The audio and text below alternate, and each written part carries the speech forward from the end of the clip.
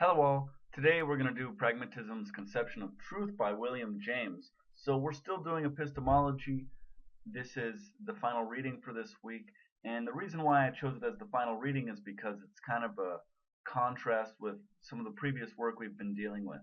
So William James is 19th century, early 20th century American philosopher, and his claim to fame is being a part of this movement known as pragmatism, which sort of redefined the main questions and issues addressed in epistemology and elsewhere. So, in large part, pragmatism can be made sense of in the context of the failings of some of the other traditions. So, um, I'm going to make an independent lecture about this, but just very briefly. On the one hand, there were foundationalist accounts like Descartes or Hume trying to make sense of all of our knowledge in terms of some basic piece of reasoning or piece of sense experience or some sort of single fact that allows us to generate a whole realm of knowledge. And this project was ultimately failing, wasn't very successful. So the pragmatists came along and said, look, we can think about truth differently, and this will alleviate some of the issues that epistemology has faced.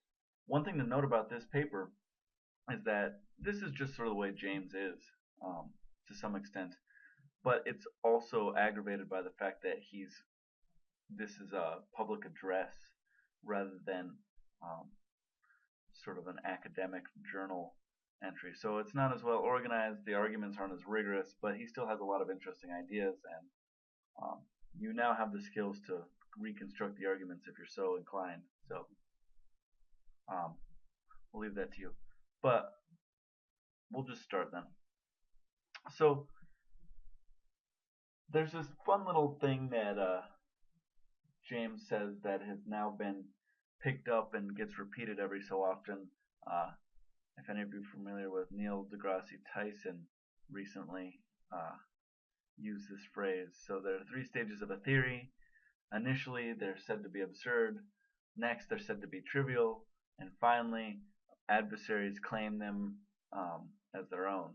So James predicts this will happen with his pragmatist theory. And that's not deeply significant. It's just sort of a fun observation. Now you know where that comes from. But what is more significant is the point of contrast that that James is arguing against. So James is arguing against what he calls a rationalist view of truth, and in this course we've been familiar with rationalism as being the claim that knowledge can be derived from reason alone. But that's not what James means. He means something more broad that would characterize probably both a guy like Hume and a guy like Descartes as rationalists. And the claim is that truth obtains absolutely, and it's a unique relation that exists independently of what any of us think about it. So there just are true facts about the universe, and even if everyone got them wrong, or if there never was a single sentient being, things would be true. And as we'll see, this is not the view that James takes. James takes the view that truth is something that's constructed, and it's an expedient for our living. So kind of a different take on what it is for something to be true. So with that in mind, James begins this discussion, and he says, truth is a property of ideas, right?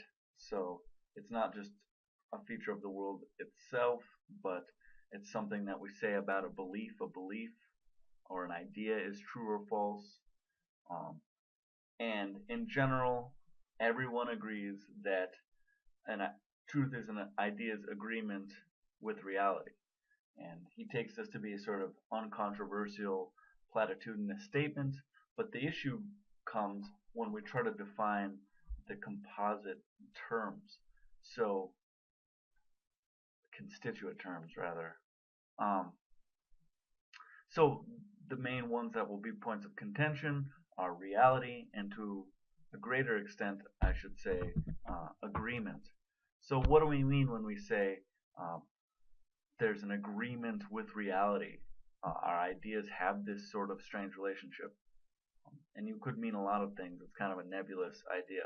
So he first states that the rationalist sense of agreement, in this broad sense of rationalist, is that impressions or mental images are copies of objects.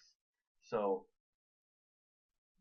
or you might think of it in terms of a sentence, like an agreement between a sentence and a state of affair in the world is if I say there's a cat on the mat, my sentence and my mental image of that event are picking out various certain things that are in a specific arrangement, namely a certain type of mammal, a cat, and a certain sort of stoop placement, a mat. Um, and if the mammal is on top of this stoop placement, then my idea agrees with the objects in question, and therefore we would have rationalist sense of agreement. Um, but James points out that this has an obvious and immediate problem. Um, we can only have such an agreement. So there's all sorts of things, you say this is kind of a familiar problem, but we might not be able to characterize very well what constitutes this sort of agreement or what the objects in question really are. Um, People can talk about the relationship between various particles or various, say, maybe you talk about how soil behaves in relation to plants, and you have no detailed conception of the biology and the biochem, um, the organic chemistry that goes into those various processes. But of course, it seems like we're able to still manipulate soil effectively. Farmers have been doing it for millennia, and only very recently have we had any sense of what really is going on at the microscopic level. So it seems like this agreement can't be very detailed because we don't have very good sort of mental images or copies of phenomena. Um, so it can't be any sort of exact replica. It has to be a very rough approximation because maybe another example, we of course don't have a very good idea of the sun. I mean, we can roughly kind of conceive of it, but it's really kind of beyond the human imagination to have a very literal understanding of that large of a ball of flaming gas is like. So he, for this reason, thinks that this sort of rationalist conception of truth is going to be inadequate.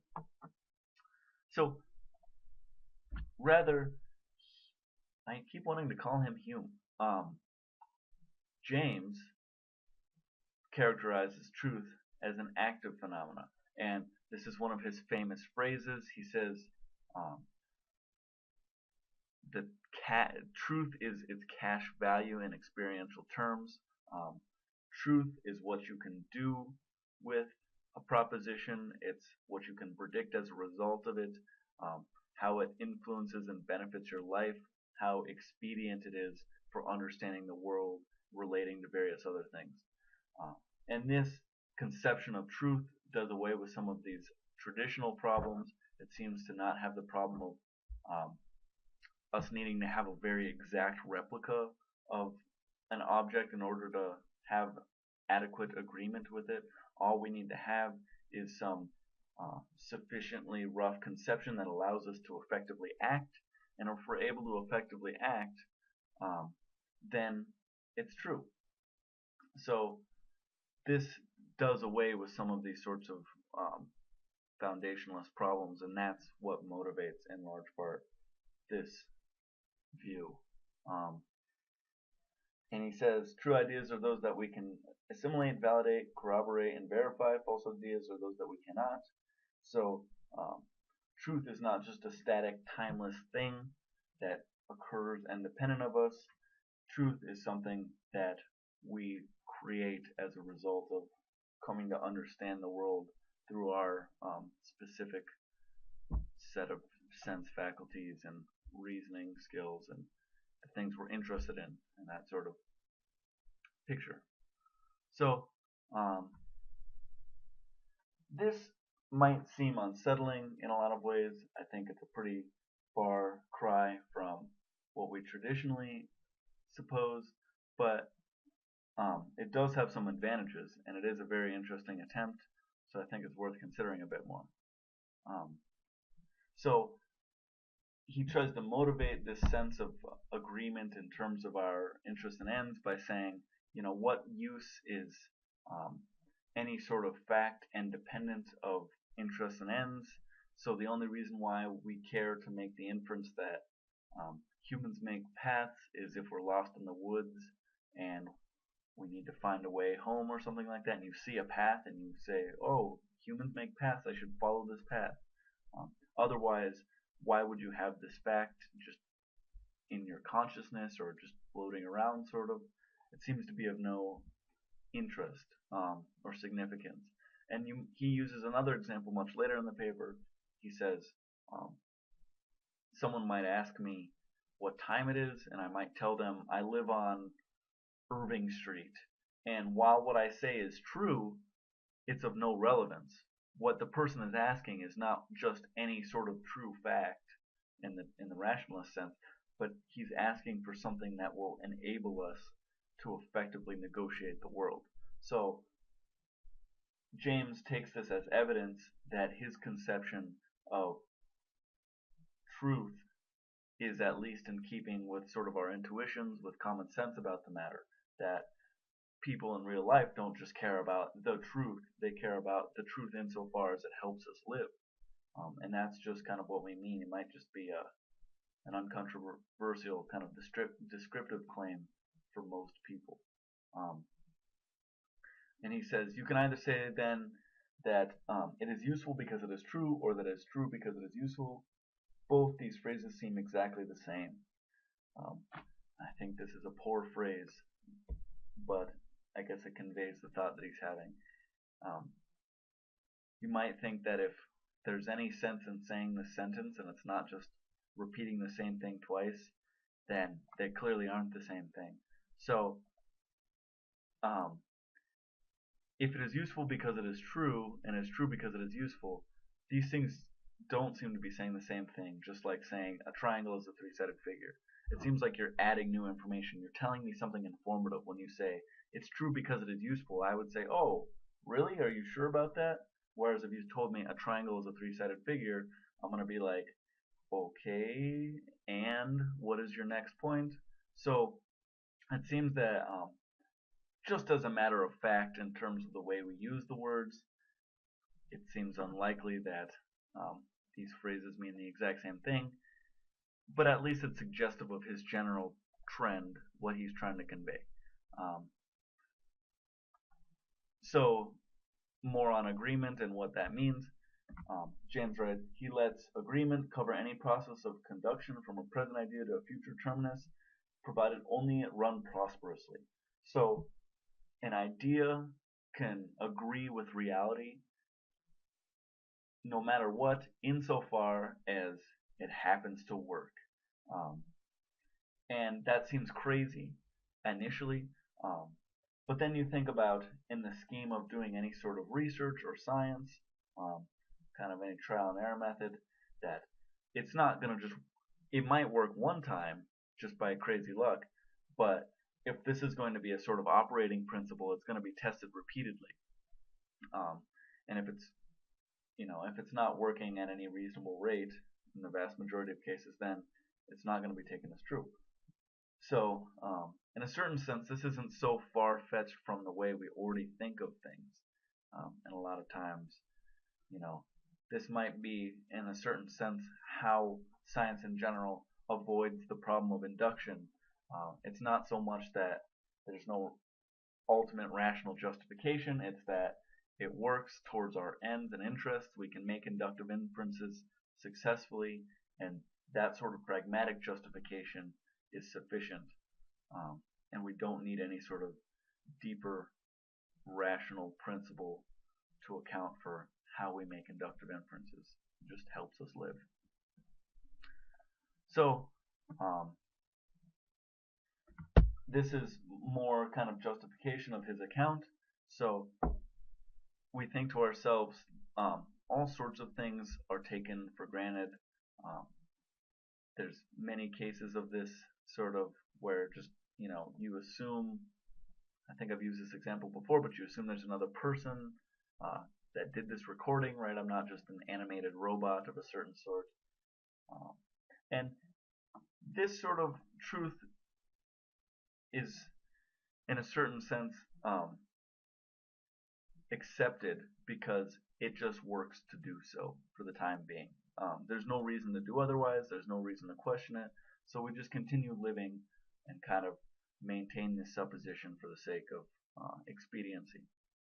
And the alternative might be to question each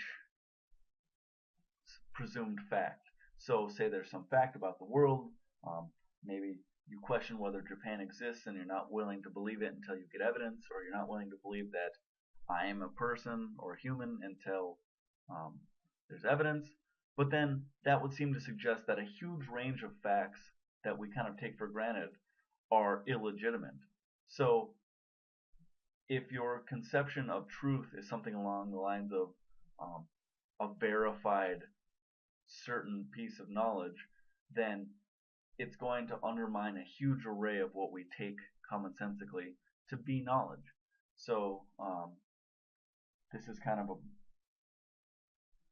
the other account, surprisingly, the account that says knowledge needs to be verified or something like that is surprisingly holding the burden here. They have some duty to account for how we could make sense of all these things that we just intuitively assume to be true without any strong justification. And here James refers to the credit system of truth, and as I already mentioned, the sort of Japan exists because it works to do so. So the credit system of truth idea is just that, very similar to Hume, and that's why I write that we take things to be true because it's expedient and we can operate effectively in this way. But once people start lying and exchanging bad notes, then the system is undermined. So, yeah, that's how it operates, and this seems to be in keeping with the way things are. The Humean note that I want to reference is that, so he says he uses the credit system, he talks about matters of fact, and then he even mentions relations of ideas and how even these sorts of relations of ideas are generated from matters of fact that we take to be expedient, and so that it can even explain how mathematics works. If it didn't work, we wouldn't use it, or we would just change the math. So kind of interesting. The more you know, reading other authors, and you see their sort of influence upon one another. So he says of reality that realities mean then either concrete facts or abstract kinds of things and the relations perceived between them. So I quoted him directly here just because I couldn't think of a good way to paraphrase because it's a strange sentence. But so reality, importantly, is not thought to be terribly different than the way things already are. Truth is the controversial issue. So a lot of times pragmatists get charged with a sort of relativism, maybe like Protagoras, right? Like man is the measure of all things, so if you think a chair is not a chair, then it's not a chair, or something like that. But there are still facts of the matter. But as he says, they simply are the case. They're just existing. They're just out there. Truth, on the other hand, is the part that's constructed. So James isn't denying that there are facts of the matter and that there's a universe populated with all sorts of objects. He's denying that truth is one of those things. And he talks about how we can make inferences and generalizations based on natural kinds. He doesn't explicitly use this term, but if you recall, he discusses how it's possible to um, experience one thing and assume that the results that we learned about this one thing apply to all similar things to it, and we can pick out all these similar things and kind of project our inferences broadly. And this presupposes certain regularities about the world.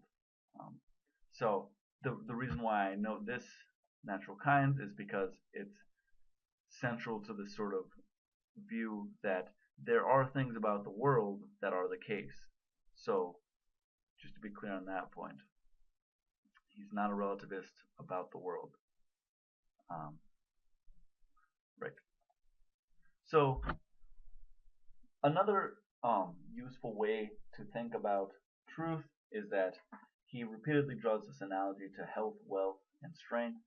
So um, he talks about how it would be crazy to think that wealth is something that just inheres in certain people, that Rockefeller or Carnegie just have, like, they were born being of great wealth or something like that. I mean, some people are born like that. Um, but I think, at least in Carnegie's case, anyway, I'm not going to get into the history. Um, but it doesn't seem like wealth is this static entity that just exists. Wealth is a relationship between various institutions, banks, and people, and corporations. And it kind of has this dynamic property where it's always changing and it's interacting and being exchanged. And another feature of it is that it's multiply realizable. So there's more than one way to be wealthy. Um, so you could be wealthy by just having tons of gold. You could be wealthy by exclusively owning stocks or exclusively owning real estate, um, or any number of sort of things. So likewise, you might think with truth, because the only condition, if you recall, is that truth is that which is expedient for human living. So it seems like you could come to truth by a wide range of different means. So if you're able to just sort of, if you're a super amazingly lucky individual and you're always right by sheer clairvoyance, that would be true if it always happened to be expedient for human living. Or the scientific method, if it proves to be great for our lives, could also be a case of truth. So I think, honestly, this is, that clairvoyant thought is kind of interesting. Oh, clairvoyant? No, there's got a what? Anyway, sorry. Um, it's gonna bother me now.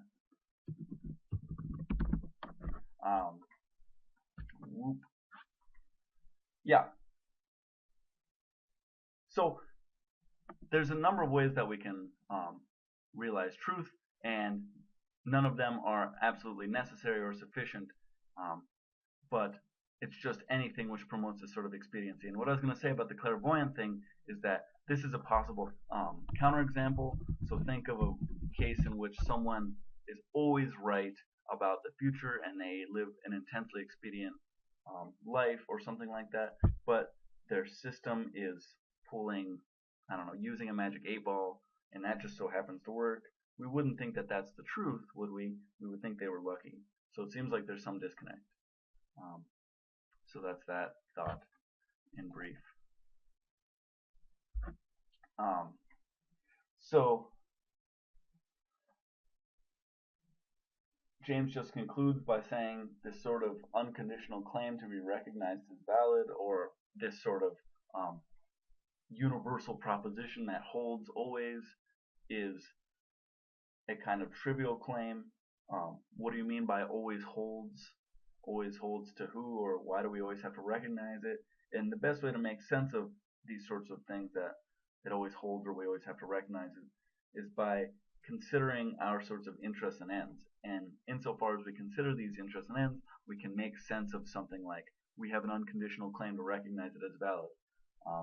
Like if I want to keep breathing, I should, or if I want to live, I should keep breathing, and I can recognize that because of its expediency. Otherwise, there doesn't seem to be the same impetus to always maintain belief in certain sorts of facts. So, um, this is a quick and dirty version of, I guess, a big thought in a long lecture that isn't the most clearly laid out, the lecture that is. Um, so, if you have any questions, please ask. I can help you out. I know a bit more about pragmatism. Okay, thank you.